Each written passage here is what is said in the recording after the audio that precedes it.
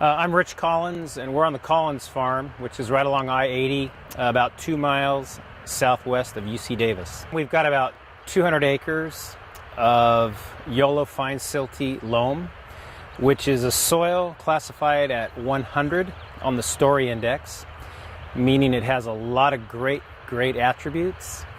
But after 2 or 3 generations of fairly intensive agriculture, the soil itself is essentially dead or not very alive. So we're trying to bring it back to life through better management.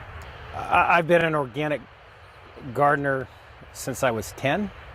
I was the president of the Sacramento Organic Gardening Club at the age of 13. Had an acre of market vegetables years and years ago.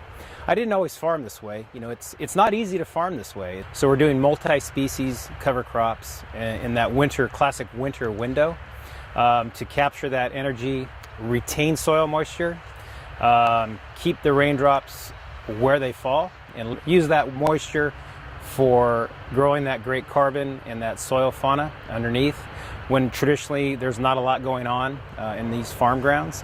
And then we also want to look at doing some off-season or alternative season cover crops, like after tomatoes, for that 10, 12, 14-week period where the ground has been vacated of the crop, been worked up, and it just sits there and bakes in that glorious Indian summer.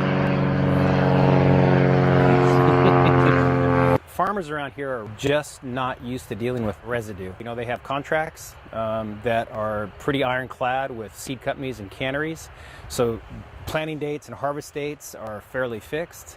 They've got lots of other acres. They've got bank debt. They've got all kinds of things to concern themselves with. Residue is not one they want to work with, but it's really important that we develop that know-how. Maybe you don't deal with residue, you just disc it in, incorporate it as a whole plant. You can chop it. You know, a 3-bed, 15-foot chopper will do 30 to 40 acres a day, depending on the load, the moisture in the canopy, and the length of the rows. Or you can graze it down. So we did a small trial last year where we grazed a 150-foot wide strip, 300,000 feet across the field with 120 sheep, to see if we could see a biological indicator, of the impact of that. And there was a relatively green strip going across the field. So this year, my tenant brought in 800 meat goats for about 30 days. So 800 goats could graze down 4 acres of cover crop a day. They were moved in 8 different paddocks throughout that period, about every 4 or 5 days. Their guts, those animals' guts, are basically bioaccelerators. So it's even probably a synergistic effect on the soil. They, of course, took the cover crop canopy down to the ground. They got the feed value, we got the poop and the pee. And the farmer had his residue load mitigated.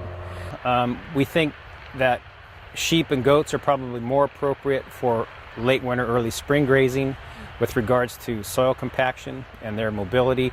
And then we hope to bring in cattle in that late fall, early winter window to graze down those summer catch crops after we've dried the soil profile, so that the threat of any compaction is minimized, if not eliminated.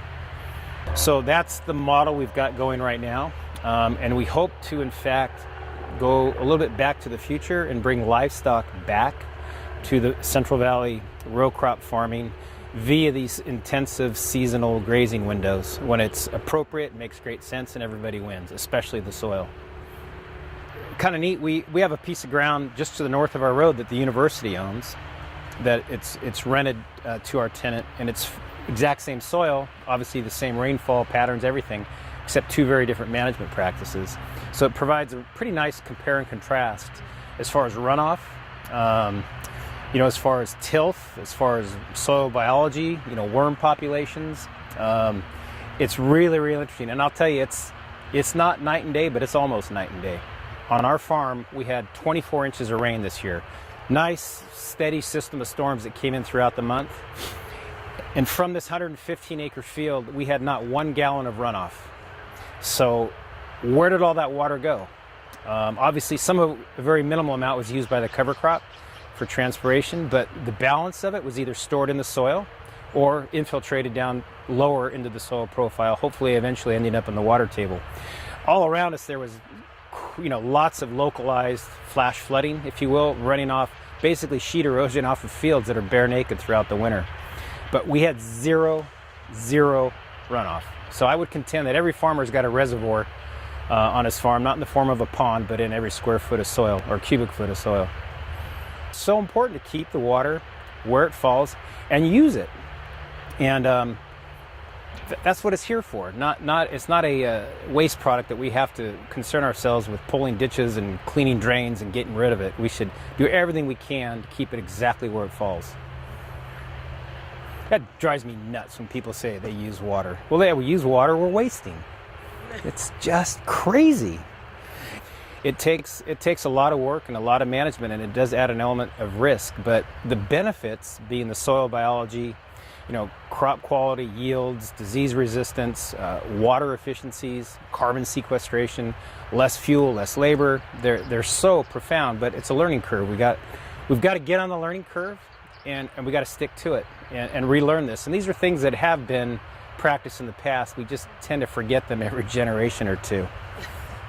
We got a lot of work to do. But we have a great resource to start with. 100 on the story index, but we can make it 100 plus.